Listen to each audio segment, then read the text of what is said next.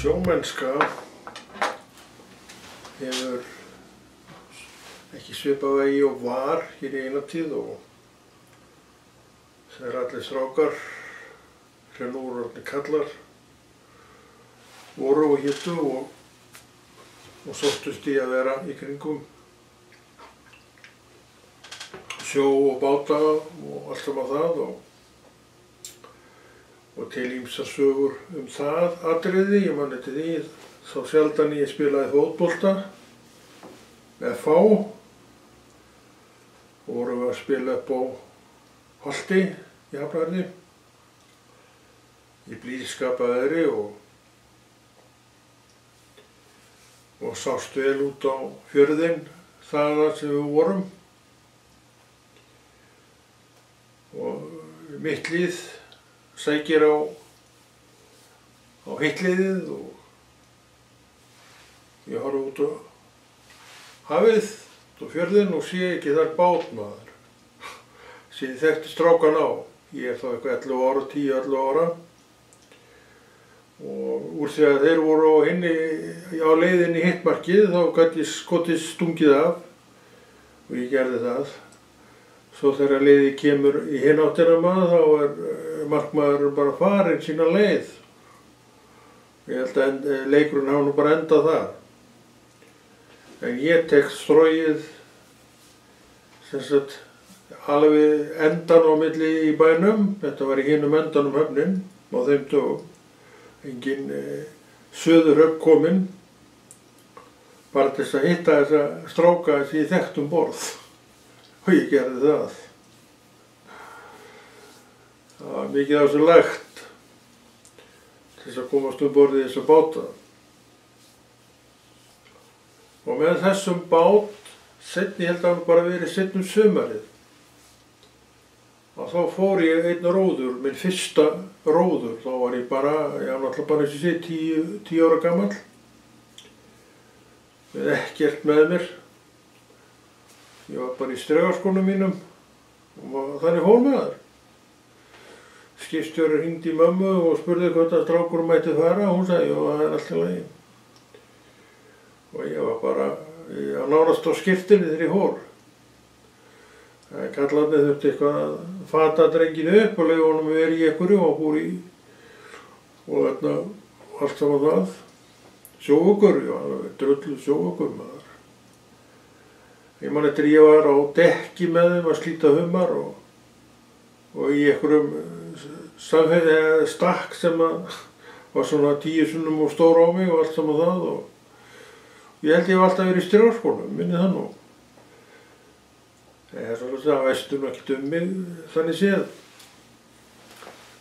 Og svo klárum við túri, þetta 3 daga túr, humartúr og ég held að við verið konum með í allar föturnar, þetta voru svona olíutunnur sem þeir settu heimurinn í og sjó með og ís. Minnir hann að við erum konur með í allar tunnurnar sem voru borð og það var haldið heim á leið. Það var einhvers staðar á suðursvæðinu, ég man ekki hvar við vorum að veiða. Einhvers staðar kannski nálægt Vestmannaeyjum, ég man það ekki. Og svo komum við fyrir að sé ég þarna bæ og ég spyr þann sem var í brúnni, hvaða staður er þetta? Þá voru þeir að hlæja, voru 2 uppi og þá sagði hinn við hinn, strákurinn þekkir ekki greinilega Hafnarfjörð á sjó.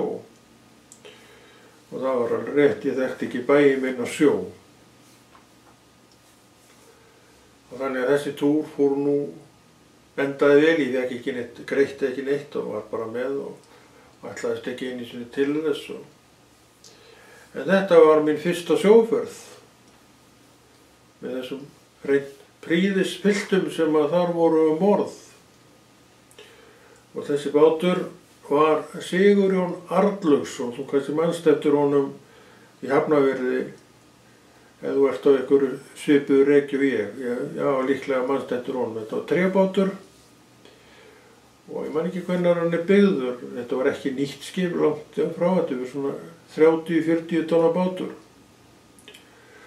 Og hann var gerður út Hrafnahverfi, frá Hrafnahverfi í mörg ár og lengi eftir þetta, en eru þetta ekki lengur til. Og ég við bindum við bryggju og ég fer upp á bryggjuna og þá var ég með þessa svakalegu sjóriðu maður. Ég hafði aldrei fengið sjóriðu en ég hafði nú eitthvað heyrt það en ég vissi nú hvað var í gangi. Og sjóriða þannig að landið það eiginlega fyrir að hreyfast bara eins og báturinn hreyfðist.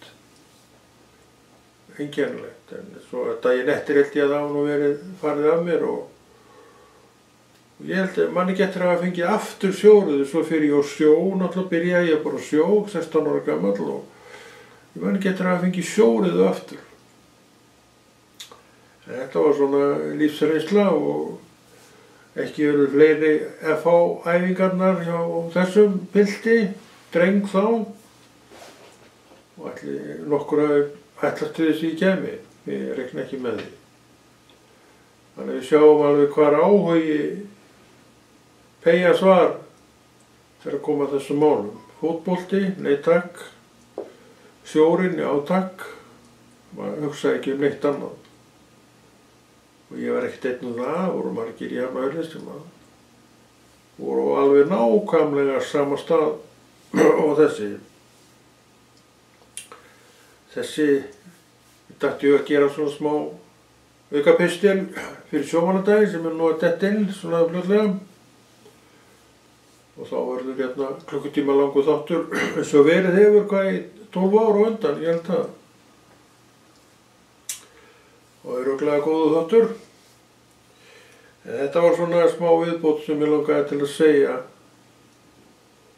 Gamla sögu af sjónum. Ég hef gefið á sjó síðan 86. En engar nýjar sögur hef ég þaðan.